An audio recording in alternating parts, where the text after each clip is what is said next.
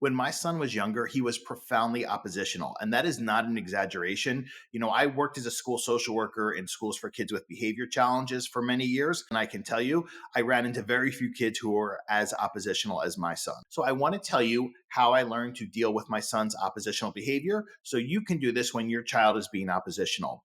Let's talk about first real quick, why is it that kids with ADHD become oppositional? Well, number one, flexibility is an aspect of executive functioning. And as we know, ADHD is an executive function developmental delay. So if your child has a propensity to be inflexible, well, that has to do with their lagging or inconsistent use of the executive function skill around flexibility. The other piece of this is for a lot of kids with ADHD, saying no or being oppositional is a form of novelty to them. So the ADHD brain is novelty seeking. So when you ask your child to do something and they say no, that could be partially impulsive, but a lot of times it's because they want to see the novelty of how you'll react to that, because getting an emotional reaction from somebody, particularly a parent, is novelty to them, even though it's happened 100 times before. So here's how you deal with your child's oppositional behavior. You disconnect the power source by not giving a response or attention to their oppositional responses. So for example, if you ask your child to do something and they say, I'm not doing that,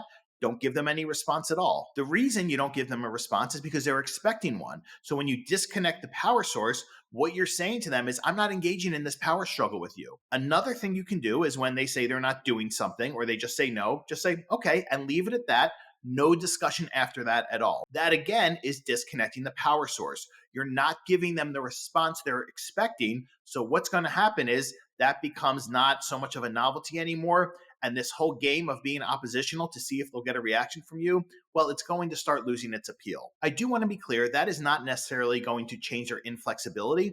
I have a saying, flexibility is cultivated, inflexibility is accommodated. The way we help kids become more flexible is by not accommodating their inflexibility, which I have videos about. So just remember, if your child is presenting with oppositional behaviors, disconnect the power source by not giving them an answer or just saying okay, and there's no discussion after that. There's no talking about why or their feelings. It's just not giving them a response, because what they're going to learn is this isn't working anymore. If you're looking for more strategies to how to effectively address your ADHD child's behavior, please check out the behavior playlist at the ADHD Dude YouTube channel. And please check out Scaffolding Better Behavior, the parent behavior training program, which is part of the ADHD Dude membership site.